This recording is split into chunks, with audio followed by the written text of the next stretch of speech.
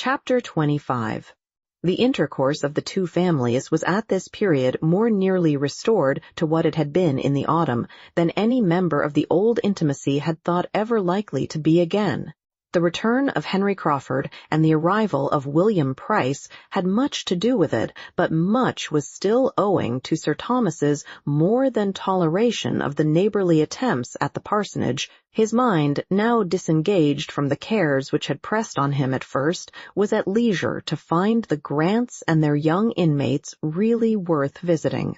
And though infinitely above scheming or contriving for any the most advantageous matrimonial establishment that could be among the apparent possibilities of any one most dear to him, and disdaining even as a littleness the being quick-sighted on such points, he could not avoid perceiving in a grand and careless way that Mr. Crawford was somewhat distinguishing his niece, nor perhaps refrain, though unconsciously, from giving a more willing assent to invitations on that account.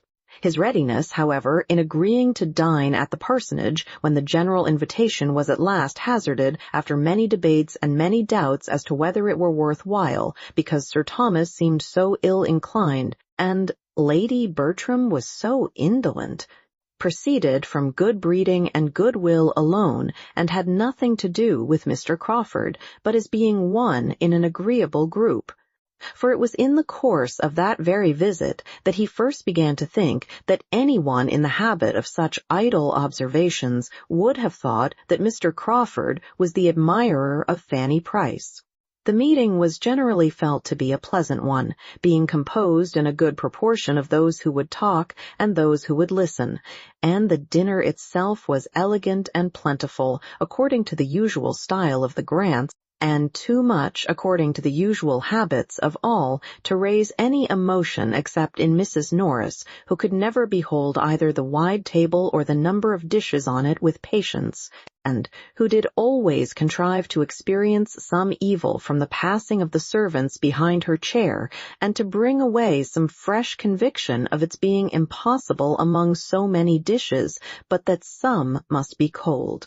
In the evening it was found, according to the predetermination of Mrs. Grant and her sister, that after making up the whist table there would remain sufficient for a round game, and everybody being as perfectly complying and without a choice as on such occasions they always are, speculation was decided on almost as soon as whist, and Lady Bertram soon found herself in the critical situation of being applied to for her own choice between the games, and being required either to draw a card for whist or not. She hesitated. Luckily, Sir Thomas was at hand. "What shall I do, Sir Thomas? Whist and speculation, which will amuse me most?" Sir Thomas, after a moment's thought, recommended speculation. He was a whist player himself, and perhaps might feel that it would not much amuse him to have her for a partner. "Very well," was her ladyship's contented answer.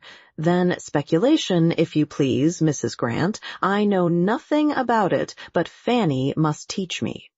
Here Fanny interposed, however, with anxious protestations of her own equal ignorance. She had never played the game nor seen it played in her life, and Lady Bertram felt a moment's indecision again, but upon everybody's assuring her that nothing could be so easy, that it was the easiest game on the cards, and Henry Crawford stepping forward with a most earnest request to be allowed to sit between her ladyship and Miss Price, and teach them both, it was so settled, and Sir Thomas, Mrs. Norris, and Dr. and Mrs. Grant being seated at the table of prime intellectual state and dignity, the remaining 6, under Miss Crawford's direction, were arranged round the other. It was a fine arrangement for Henry Crawford, who was close to Fanny, and with his hands full of business, having 2 persons' cards to manage as well as his own. For though it was impossible for Fanny not to feel herself mistress of the rules of the game in 3 minutes, he had yet to inspirit her play, sharpen her avarice, and harden her heart, which, especially in any competition with William, was a work of some difficulty. And as for Lady Bertram, he must continue in charge of all her fame and fortune through the whole evening, and if quick enough to keep her from looking at her cards when the deal began, must direct her in whatever was to be done with them to the end of it. He was in high spirits, doing everything with happy ease and preeminent in all the lively turns, quick resources, and playful impudence that could do honor to the game. And the Round Table was altogether a very comfortable contrast to the steady sobriety and orderly silence of the other. Twice had Sir Thomas inquired into the enjoyment and success of his lady, but in vain. No pause was long enough for the time his measured manner needed, and very little of her state could be known till Mrs. Grant was able, at the end of the first rubber, to go to her and pay her compliments. "I hope your ladyship is pleased with the game." "Oh dear, yes, very entertaining indeed. A very odd game. I do not know what it is all about. I am never to see my cards, and Mr. Crawford does all the rest." "Bertram," said Crawford some time afterwards, taking the opportunity of a little languor in the game, "I have never told you what happened to me yesterday in my ride home." They had been hunting together and were in the midst of a good run, and at some distance from Mansfield, when his horse being found to have flung a shoe, Henry Crawford had been obliged to give up and make the best of his way back. "I told you I lost my way after passing that old farmhouse with the yew trees, because I can never bear to ask. But I have not told you that with my usual luck, for I never do wrong without gaining by it. I found myself in due time in the very place which I had a curiosity to see. I was suddenly upon turning the corner of a steepish, downy field in the midst of a retired little village between gently rising hills. A small stream before me to be forded, a church standing on a sort of knoll to my right, which church was strikingly large and handsome for the place, and not a gentleman or half a gentleman's house to be seen excepting one. To be presumed the parsonage. Within a stone's throw of the said knoll and church, I found myself, in short, in Thornton Lacey. "It sounds like it," said Edmund, "but which way did you turn after passing Sewell's farm?" I answer no such irrelevant and insidious questions, though were I to answer all that you could put in the course of an hour, you would never be able to prove that it was not Thornton Lacey. For such it certainly was. "You inquired, then?" "No, I never inquire, but I told a man mending a hedge that it was Thornton Lacey, and he agreed to it. You have a good memory. I had forgotten having ever told you half so much of the place." Thornton Lacey was the name of his impending living, as Miss Crawford well knew, and her interest in a negotiation for William Price's knave increased. "Well," continued Edmund, "and how did you like what you saw?" "Very much indeed. You are a lucky fellow. There will be work for 5 summers at least before the place is livable." "No, no, not so bad as that. The farmyard must be moved, I grant you, but I am not aware of anything else. The house is by no means bad, and when the yard is removed, there may be a very tolerable approach to it. The farmyard must be cleared away entirely and planted up to shut out the blacksmith's shop. The house must be turned to front the east instead of the north. The entrance and principal rooms, I mean, must be on that side, where the view is really very pretty. I am sure it may be done. And there must be your approach through what is at present the garden. You must make a new garden at what is now the back of the house, which will be giving it the best aspect in the world, sloping to the southeast. The ground seems precisely formed for it. I rode 50 yards up the lane, between the church and the house, in order to look about me, and saw how it might all be. Nothing can be easier. The meadows beyond what will be the garden, as well as what now is, sweeping round from the lane I stood in to the northeast, that is, to the principal road through the village, must be all laid together, of course. Very pretty meadows they are, finely sprinkled with timber. They belong to the living, I suppose. If not, you must purchase them. Then the stream. Something must be done with the stream, but I could not quite determine what. I had 2 or 3 ideas. "And I have 2 or 3 ideas also," said Edmund, "and one of them is that very little of your plan for Thornton Lacey will ever be put in practice. I must be satisfied with rather less ornament and beauty. I think the house and premises may be made comfortable and given the air of a gentleman's residence without any very heavy expense, and that must suffice me, and, I hope, may suffice all who care about me. Miss Crawford, a little suspicious and resentful of a certain tone of voice and a certain half-look attending the last expression of his hope, made a hasty finish of her dealings with William Price, and, securing his knave at an exorbitant rate, exclaimed, "There, I will stake my last like a woman of spirit. No cold prudence for me. I am not born to sit still and do nothing. If I lose the game, it shall not be from not striving for it." The game was hers, and only did not pay her for what she had given to secure it. Another deal proceeded, and Crawford began again about Thornton Lacey. "My plan may not be the best possible. I had not many minutes to form it in. But you must do a good deal. The place deserves it, and you will find yourself not satisfied with much less than it is capable of.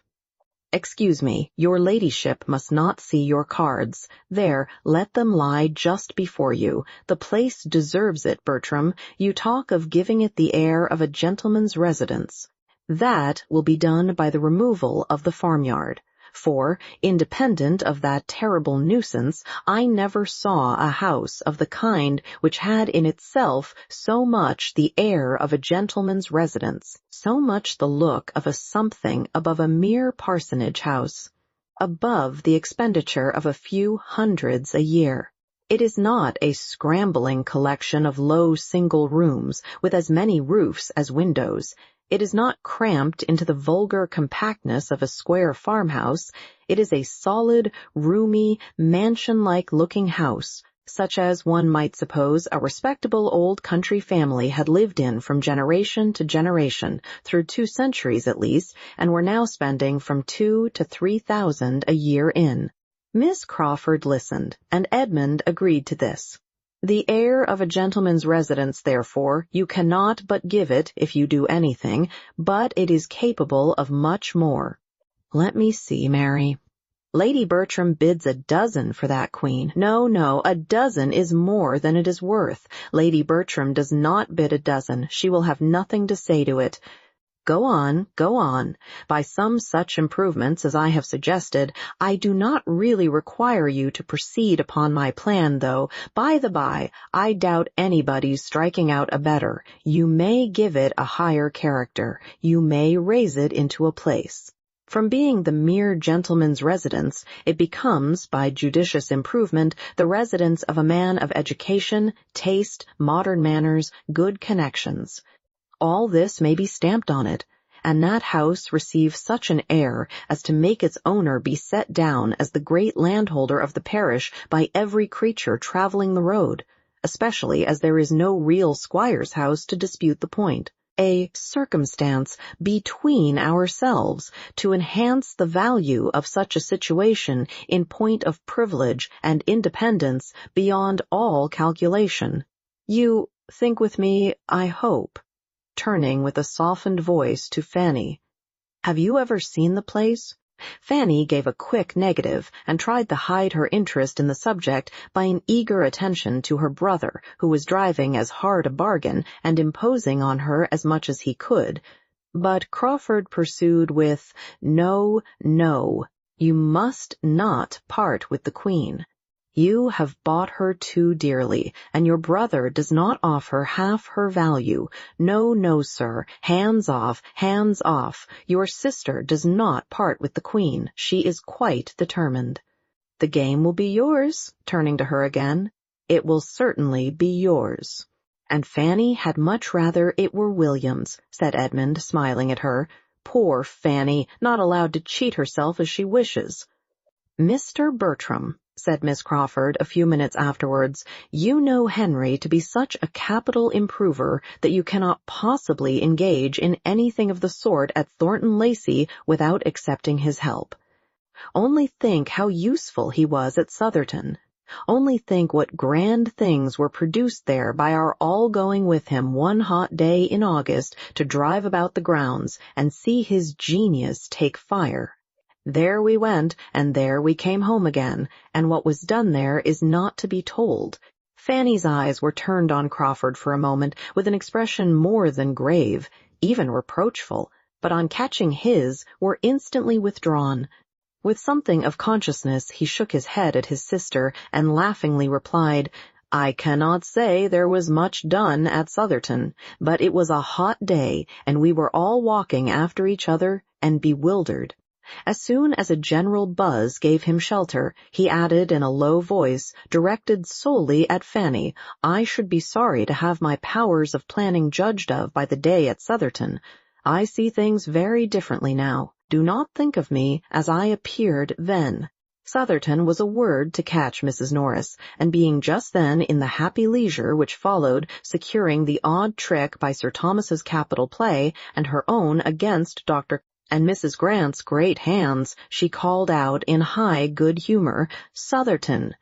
Yes, that is a place indeed, and we had a charming day there. William, you are quite out of luck, but the next time you come, I hope dear Mr. and Mrs. Rushworth will be at home, and I am sure I can answer for your being kindly received by both. Your cousins are not of a sort to forget their relations, and Mr. Rushworth is a most amiable man. They are at Brighton now, you know, in one of the best houses there, as Mr. Rushworth's fine fortune gives them a right to be. I do not exactly know the distance, but when you get back to Portsmouth, if it is not very far off, you ought to go over and pay your respects to them, and I could send a little parcel by you that I want to get conveyed to your cousins. I should be very happy, Aunt, but Brighton is almost by Beachy Head, and if I could get so far, I could not expect to be welcome in such a smart place as that, poor scrubby midshipman as I am." Mrs. Norris was beginning an eager assurance of the affability he might depend on when she was stopped by Sir Thomas's saying with authority, "I do not advise your going to Brighton, William, as I trust you may soon have more convenient opportunities of meeting. But my daughters would be happy to see their cousins anywhere, and you will find Mr. Rushworth most sincerely disposed to regard all the connections of our family as his own." "I would rather find him private secretary to the First Lord than anything else," was William's only answer in an undervoice not meant to reach far, and the subject dropped. As yet, Sir Thomas had seen nothing to remark in Mr. Crawford's behavior, but when the whist table broke up at the end of the second rubber and leaving Dr. Grant and Mrs. Norris to dispute over their last play, he became a looker-on at the other. He found his niece the object of attentions, or rather of professions, of a somewhat pointed character. Henry Crawford was in the first glow of another scheme about Thornton Lacey, and not being able to catch Edmund's ear, was detailing it to his fair neighbor with a look of considerable earnestness. His scheme was to rent the house himself the following winter, that he might have a home of his own in that neighborhood, and it was not merely for the use of it in the hunting season, as he was then telling her, though that consideration had certainly some weight, feeling as he did, that, in spite of all Dr. Grant's very great kindness, it was impossible for him and his horses to be accommodated where they now were without material inconvenience. But his attachment to that neighborhood did not depend upon one amusement or one season of the year. He had set his heart upon having a something there that he could come to at any time, a little homestall at his command, where all the holidays of his year might be spent, and he might find himself continuing, improving, and perfecting that friendship and intimacy with the Mansfield Park family which was increasing in value to him every day.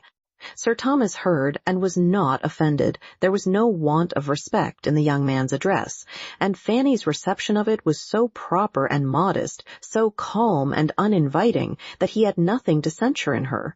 She said little, assented only here and there, and betrayed no inclination either of appropriating any part of the compliment to herself or of strengthening his views in favor of Northamptonshire.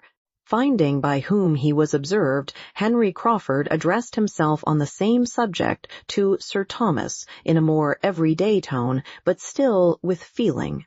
I want to be your neighbor, Sir Thomas, as you have, perhaps, heard me telling Miss Price. May I hope for your acquiescence, and for your not influencing your son against such a tenant?" Sir Thomas, politely bowing, replied, "It is the only way, sir, in which I could not wish you established as a permanent neighbor, but I hope and believe that Edmund will occupy his own house at Thornton Lacey. Edmund, am I saying too much?" Edmund, on this appeal, had first to hear what was going on, but, on understanding the question, was at no loss for an answer. "Certainly, sir, I have no idea but of residence, but, Crawford, though I refuse you as a tenant, come to me as a friend. Consider the house as half your own every winter, and we will add to the stables on your own improved plan, and with all the improvements of your improved plan that may occur to you this spring. We shall be the losers," continued Sir Thomas. "His going, though only 8 miles, will be an unwelcome contraction of our family circle, but I should have been deeply mortified if any son of mine could reconcile himself to doing less. It is perfectly natural that you should not have thought much on the subject, Mr. Crawford, but a parish has wants and claims which can be known only by a clergyman constantly resident, and which no proxy can be capable of satisfying to the same extent. Edmund might, in the common phrase, do the duty of Thornton. That is, he might read prayers and preach. Without giving up Mansfield Park, he might ride over every Sunday to a house nominally inhabited and go through divine service. He might be the clergyman of Thornton Lacey every 7th day for 3 or 4 hours, if that would content him. But it will not. He knows that human nature needs more lessons than a weekly sermon can convey, and that if he does not live among his parishioners and prove himself by constant attention their well-wisher and friend, he does very little either for their good or his own. Mr. Crawford bowed his acquiescence. "I repeat again," added Sir Thomas, "that Thornton Lacey is the only house in the neighborhood in which I should not be happy to wait on Mr. Crawford as occupier." Mr. Crawford bowed his thanks. "Sir Thomas," said Edmund, "undoubtedly understands the duty of a parish priest. We must hope his son may prove that he knows it too." Whatever effect Sir Thomas's little harangue might really produce on Mr. Crawford, it raised some awkward sensations in 2 of the others, 2 of his most attentive listeners, Miss Crawford and Fanny, one of whom, having never before understood that Thornton was so soon and so completely to be his home, was pondering with downcast eyes on what it would be not to see Edmund every day, and the other, startled from the agreeable fancies she had been previously indulging on the strength of her brother's description, no longer able, in the picture she had been forming of a future Thornton, to shut out the church, sink the clergyman, and see only the respectable, elegant, modernized, and occasional residence of a man of independent fortune, was considering Sir Thomas with decided ill will as the destroyer of all this, and suffering the more from that involuntary forbearance which his character and manner commanded, and from not daring to relieve herself by a single attempt at throwing ridicule on his cause. All the agreeable of her speculation was over for that hour. It was time to have done with cards, if sermons prevailed, and she was glad to find it necessary to come to a conclusion and be able to refresh her spirits by a change of place and neighbor. The chief of the party were now collected irregularly round the fire and waiting the final break-up. William and Fanny were the most detached. They remained together at the otherwise deserted card-table, talking very comfortably and not thinking of the rest, till some of the rest began to think of them. Henry Crawford's chair was the first to be given a direction towards them, and he sat silently observing them for a few minutes, himself, in the meanwhile, observed by Sir Thomas, who was standing in chat with Dr. Grant. "This is the assembly night," said William. "If I were at Portsmouth, I should be at it, perhaps." "But you do not wish yourself at Portsmouth, William?" No, Fanny, that I do not. I shall have enough of Portsmouth and of dancing, too, when I cannot have you, and I do not know that there would be any good in going to the assembly, for I might not get a partner. The Portsmouth girls turn up their noses at anybody who has not a commission. One might as well be nothing as a midshipman. One is nothing, indeed. You remember the Gregorys. They are grown-up, amazing, fine girls, but they will hardly speak to me because Lucy is courted by a lieutenant. Oh, shame, shame! But never mind it, William, her own cheeks in a glow of indignation as she spoke. It is not worth minding. It is no reflection on you. It is no more than what the greatest admirals have all experienced, more or less, in their time. You must think of that. You must try to make up your mind to it as one of the hardships which fall to every sailor's share, like bad weather and hard living, only with this advantage that there will be an end to it. That there will come a time when you will have nothing of that sort to endure. When you are a lieutenant, only think, William, when you are a lieutenant, how little you will care for any nonsense of this kind. I begin to think I shall never be a lieutenant, Fanny. Everybody gets made but me. Oh, my dear William, do not talk so. Do not be so desponding. My uncle says nothing, but I am sure he will do everything in his power to get you made. He knows, as well as you do, of what consequence it is. She was checked by the sight of her uncle much nearer to them than she had any suspicion of, and each found it necessary to talk of something else. Are you fond of dancing, Fanny? Yes, very, only I am soon tired.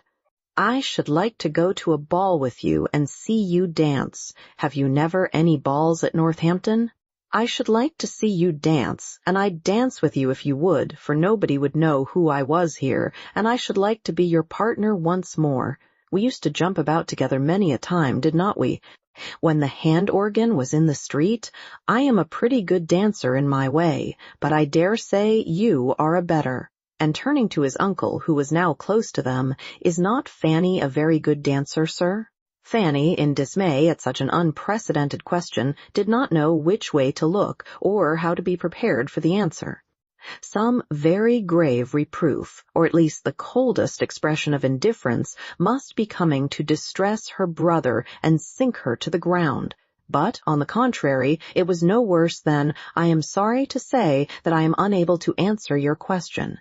I have never seen Fanny dance since she was a little girl, but I trust we shall both think she acquits herself like a gentlewoman when we do see her, which, perhaps, we may have an opportunity of doing ere long.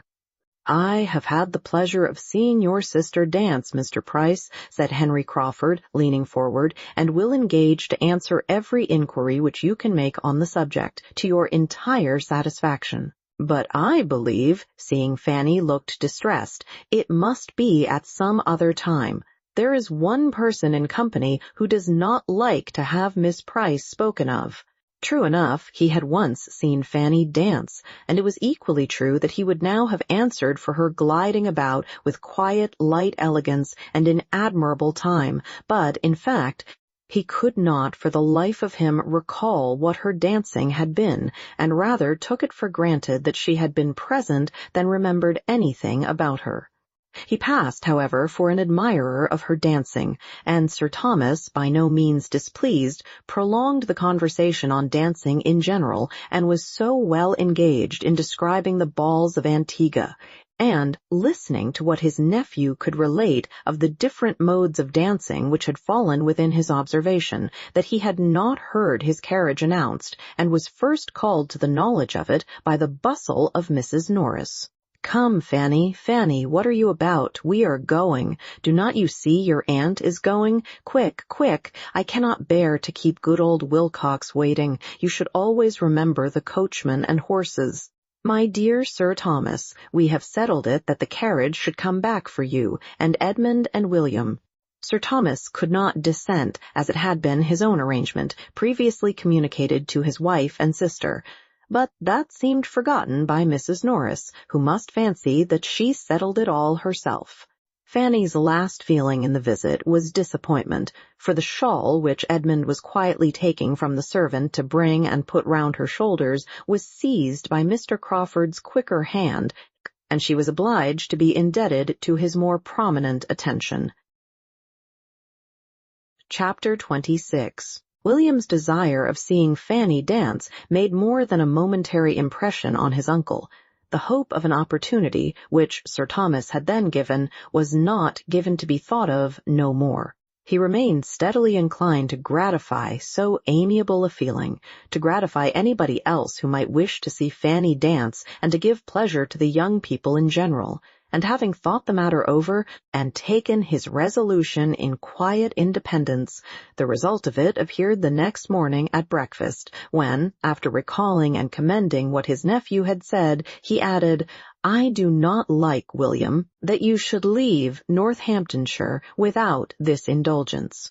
It would give me pleasure to see you both dance. You spoke of the balls at Northampton. Your cousins have occasionally attended them, but they would not altogether suit us now. The fatigue would be too much for your aunt. I believe we must not think of a Northampton ball. A dance at home would be more eligible, and if—" "Ah, my dear Sir Thomas," interrupted Mrs. Norris, "I knew what was coming. I knew what you were going to say. If dear Julia were at home, or dearest Mrs. Rushworth at Sotherton, to afford a reason, an occasion for such a thing, you would be tempted to give the young people a dance at Mansfield. I know you would. If they were at home to grace the ball, a ball you would have this very Christmas. Thank your uncle, William, thank your uncle." "My daughters," replied Sir Thomas, gravely interposing, "have their pleasures at Brighton, and I hope are very happy. But the dance which I think of giving at Mansfield will be for their cousins. Could we be all assembled, our satisfaction would undoubtedly be more complete, but the absence of some is not to debar the others of amusement." Mrs. Norris had not another word to say. She saw decision in his looks, and her surprise and vexation required some minutes' silence to be settled into composure. A ball at such a time, his daughters absent and herself not consulted. There was comfort, however, soon at hand. She must be the doer of everything. Lady Bertram would of course be spared all thought and exertion, and it would all fall upon her. She should have to do the honors of the evening, and this reflection quickly restored so much of her good humor as enabled her to join in with the others before their happiness and thanks were all expressed. Edmund, William, and Fanny did, in their different ways, look and speak as much grateful pleasure in the promised ball as Sir Thomas could desire. Edmund's feelings were for the other two. His father had never conferred a favor or shewn a kindness more to his satisfaction. Lady Bertram was perfectly quiescent and contented, and had no objections to make. Sir Thomas engaged for its giving her very little trouble, and she assured him that she was not at all afraid of the trouble. Indeed, she could not imagine there would be any. Mrs. Norris was ready with her suggestions as to the rooms he would think fittest to be used, but found it all prearranged, and when she would have conjectured and hinted about the day, it appeared that the day was settled too. Sir Thomas had been amusing himself with shaping a very complete outline of the business, and as soon as she would listen quietly, could read his list of the families to be invited, from whom he calculated, with all necessary allowance for the shortness of the notice, to collect young people enough to form 12 or 14 couple, and could detail the considerations which had induced him to fix on the 22nd as the most eligible day. William was required to be at Portsmouth on the 24th.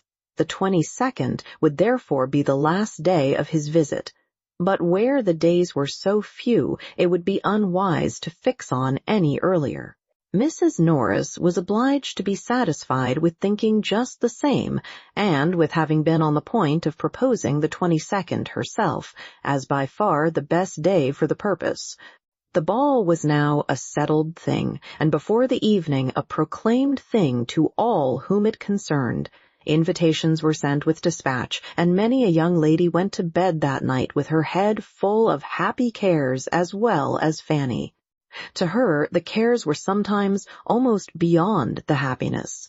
For young and inexperienced, with small means of choice and no confidence in her own taste, the how she should be dressed was a point of painful solicitude, and the almost solitary ornament in her possession, a very pretty amber cross which William had brought her from Sicily, was the greatest distress of all, for she had nothing but a bit of ribbon to fasten it to. And though she had worn it in that manner once, would it be allowable at such a time in the midst of all the rich ornaments which she supposed all the other young ladies would appear in, and yet not to wear it? William had wanted to buy her a gold chain, too, but the purchase had been beyond his means, and therefore not to wear the cross might be mortifying him. These were anxious considerations, enough to sober her spirits even under the prospect of a ball given principally for her gratification. The preparations, meanwhile, went on, and Lady Bertram continued to sit on her sofa without any inconvenience from them. She had some extra visits from the housekeeper, and her maid was rather hurried in making up a new dress for her. Sir Thomas gave orders, and Mrs. Norris ran about. But all this gave her no trouble, and as she had foreseen, there was, in fact, no trouble in the business. Edmund was at this time particularly full of cares, his mind being deeply occupied in the consideration of two important events now at hand, which were to fix his fate in life: ordination and matrimony. Events of such a serious character as to make the ball, which would be very quickly followed by one of them, appear of less moment in his eyes than in those of any other person in the house. On the 23rd he was going to a friend near Peterborough in the same situation as himself, and they were to receive ordination in the course of the Christmas week. Half his destiny would then be determined, but the other half might not be so very smoothly wooed. His duties would be established, but the wife who was to share and animate and reward those duties might yet be unattainable. He knew his own mind, but he was not always perfectly assured of knowing Miss Crawford's. There were points on which they did not quite agree. There were moments in which she did not seem propitious, and though trusting altogether to her affection, so far as to be resolved, almost resolved. On bringing it to a decision within a very short time, as soon as the variety of business before him were arranged and he knew what he had to offer her, he had many anxious feelings, many doubting hours as to the result. His conviction of her regard for him was sometimes very strong. He could look back on a long course of encouragement, and she was as perfect in disinterested attachment as in everything else. But at other times doubt and alarm intermingled with his hopes, and when he thought of her acknowledged disinclination for privacy and retirement, her decided preference of a London life, what could he expect but a determined rejection? Unless it were an acceptance even more to be deprecated, demanding such sacrifices of situation and employment on his side as conscience must forbid. The issue of all depended on one question: did she love him well enough to forego what had used to be essential points? Did she love him well enough to make them no longer essential? And this question, which he was continually repeating to himself, though oftenest answered with a yes, had sometimes its no. Miss Crawford was soon to leave Mansfield, and on this circumstance the no and the yes had been very recently in alternation. He had seen her eyes sparkle as she spoke of the dear friend's letter which claimed a long visit from her in London, and of the kindness of Henry in engaging to remain where he was till January, that he might convey her thither. He had heard her speak of the pleasure of such a journey with an animation which had no in every tone. But this had occurred on the first day of its being settled, within the first hour of the burst of such enjoyment, when nothing but the friends she was to visit was before her. He had since heard her express herself differently, with other feelings, more checkered feelings. He had heard her tell Mrs. Grant that she should leave her with regret, that she began to believe neither the friends nor the pleasures she was going to were worth those she left behind, and that though she felt she must go and knew she should enjoy herself when once away, she was already looking forward to being at Mansfield again. Was there not a yes in all this? With such matters to ponder over and arrange and rearrange, Edmund could not, on his own account, think very much of the evening which the rest of the family were looking forward to with a more equal degree of strong interest. Independent of his two cousins' enjoyment in it, the evening was to him of no higher value than any other appointed meeting of the two families might be. In every meeting there was a hope of receiving farther confirmation of Miss Crawford's attachment, but the whirl of a ballroom, perhaps, was not particularly favorable to the excitement or expression of serious feelings. To engage her early for the two first dances was all the command of individual happiness which he felt in his power, and the only preparation for the ball which he could enter into, in spite of all that was passing around him on the subject, from morning till night. Thursday was the day of the ball, and on Wednesday morning Fanny, still unable to satisfy herself as to what she ought to wear, determined to seek the counsel of the more enlightened and apply to Mrs. Grant and her sister, whose acknowledged taste would certainly bear her blameless. And as Edmund and William were gone to Northampton, and she had reason to think Mr. Crawford likewise out, she walked down to the parsonage without much fear of wanting an opportunity for private discussion, and the privacy of such a discussion was a most important part of it to Fanny, being more than half ashamed of her own solicitude. She met Miss Crawford within a few yards of the parsonage, just setting out to call on her, and as it seemed to her that her friend, though obliged to insist on turning back, was unwilling to lose her walk, she explained her business at once, and observed that if she would be so kind as to give her opinion, it might be all talked over as well without doors as within. Miss Crawford appeared gratified by the application, and after a moment's thought urged Fanny's returning with her in a much more cordial manner than before, and proposed their going up into her room, where they might have a comfortable cause without disturbing Dr. and Mrs. Grant, who were together in the drawing-room. It was just the plan to suit Fanny, and with a great deal of gratitude on her side for such ready and kind attention, they proceeded indoors and upstairs, and were soon deep in the interesting subject. Miss Crawford, pleased with the appeal, gave her all her best judgment and taste, made everything easy by her suggestions, and tried to make everything agreeable by her encouragement. The dress being settled in all its grander parts. "But what shall you have by way of necklace?" said Miss Crawford. "Shall not you wear your brother's cross?" And as she spoke she was undoing a small parcel, which Fanny had observed in her hand when they met. Fanny acknowledged her wishes and doubts on this point. She did not know how either to wear the cross or to refrain from wearing it. She was answered by having a small trinket box placed before her, and being requested to choose from among several gold chains and necklaces. Such had been the parcel with which Miss Crawford was provided, and such the object of her intended visit, and in the kindest manner she now urged Fanny's taking one for the cross and to keep for her sake, saying everything she could think of to obviate the scruples which were making Fanny start back at first with a look of horror at the proposal.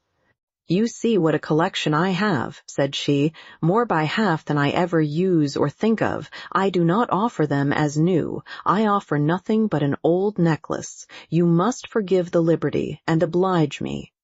Fanny still resisted, and from her heart the gift was too valuable.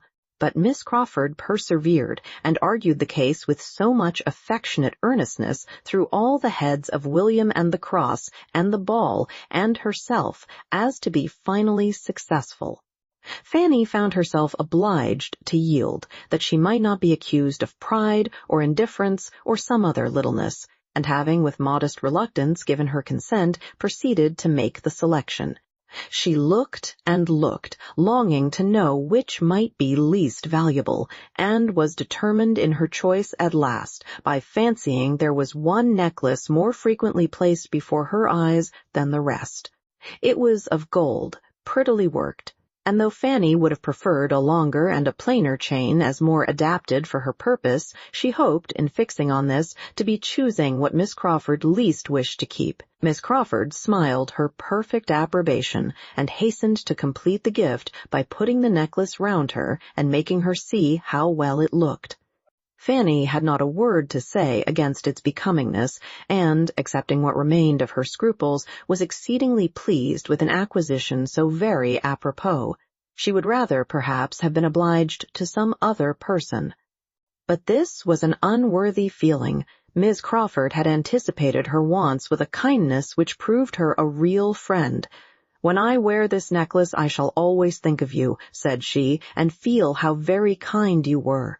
"You must think of somebody else, too, when you wear that necklace," replied Miss Crawford. "You must think of Henry, for it was his choice in the first place. He gave it to me, and with the necklace I make over to you all the duty of remembering the original giver. It is to be a family remembrancer. The sister is not to be in your mind without bringing the brother, too."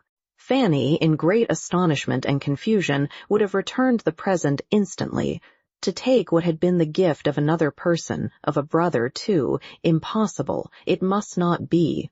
And with an eagerness and embarrassment quite diverting to her companion, she laid down the necklace again on its cotton, and seemed resolved either to take another or none at all.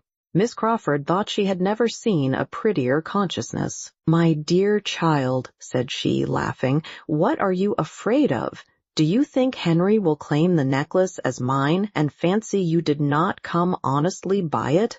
Or are you imagining he would be too much flattered by seeing round your lovely throat an ornament which his money purchased 3 years ago, before he knew there was such a throat in the world?